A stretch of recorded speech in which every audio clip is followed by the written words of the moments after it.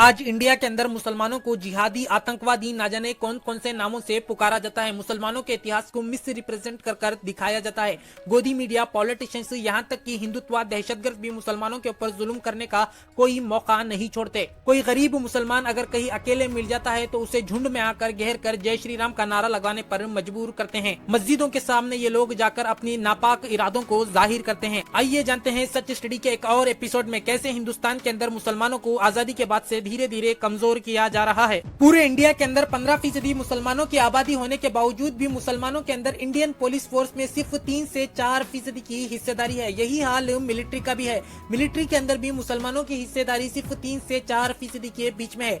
Military के अंदर Jat regiment, Sikh regiment, Gorkha regiment, अलग अलग रेजिमेंट है, लेकिन मुसलमानों की कोई रेजिमेंट मौजूद नहीं है। मिलिट्री ऑफिशियल्स का कहना है कि ये रेजिमेंट अंग्रेजों ने अपने जमाने में बनाई थी और मिलिट्री ने इसे ऐसे ही बरकरार रखा। इंडियन मिलिट्री के अंदर किसी भी रिलीजन या कास्ट के बेस के ऊपर कोई भी भर्ती नहीं हो सकता, बल्कि उसे मिलिट्री क्राइटेरिया को पूरा करना होता है। लेकिन अगर कोई मुसलमान भर्ती होना चाहे तो वो हो सकता है, लेकिन ज्यादातर मुसलमान पुलिस फोर्स और मिलिट्री फोर्स में भर्ती नहीं होते। यही हाल पॉलिटिशियंस का भी है। पार्लियामेंट के अंदर सिर्फ 5% मुस्लिम MP मौजूद हैं। इंडिया के अंदर जितने भी स्टेट हैं उन तमाम स्टेट्स में धीरे धीरे मुस्लिम पॉलिटिशियंस कम होते जा रहे हैं। पूरे इंडिया के अंदर 33% मुसलमान बेरोजगार हैं। 42% से भी ज्यादा मुसलमानों को पढ़ने लिखने नहीं आता। लेकिन इसके बावजूद भी पूरी दुनिया की सबसे बड़ी डेमोक्रेसी कहे जाने वाले इंडिया के पॉलिटिशियंस मुसलमानों को बदनाम करने की कोई कसर नहीं छोड़ते। आज इंडिया के अंदर मुसलमान कुली मजदूरी, छोटे मोटे काम कर अपना गुजारा कर रहे हैं और इन्हीं कामों में मुसलमानों की हिस्सेदारी ज्यादा है।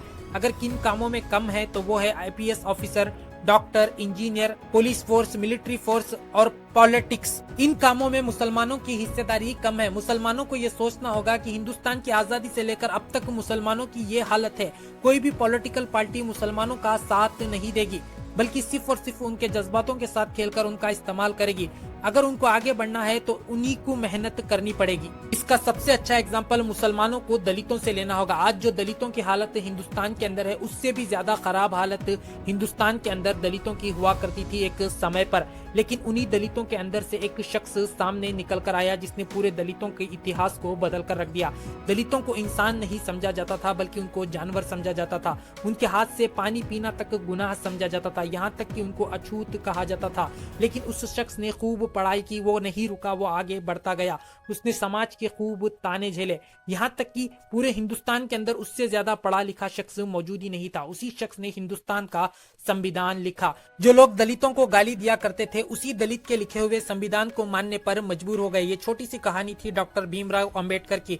मुसलमानों को इससे सीख लेते हुए इंजीनियर, डॉक्टर, प्रोफेसर, जज, लॉयर बनना होगा, वरना ये लोग इसी तरीके से मुसलमानों के ऊपर जुल्म करते रहेंगे। भगवा लव ट्रैप का जाल भी फैलाएंगे, मुसलमानों के घरों को बुलडोजर से भी तोड़ेंगे। मुसलमानों को अभी ये फैसला करना होगा कि उन्हें पढ़ लिख कर आगे बढ़ना है या फिर इसी तरीके से इन लोगों का जुल्म सहना है। अगर आपको हमारा वीडियो पसंद आया है तो आप हमारे चैनल सच स्टडी को सब्सक्राइब कीजिए, वीडियो को ज्यादा से ज्यादा लोगों तक शेयर कीजिए।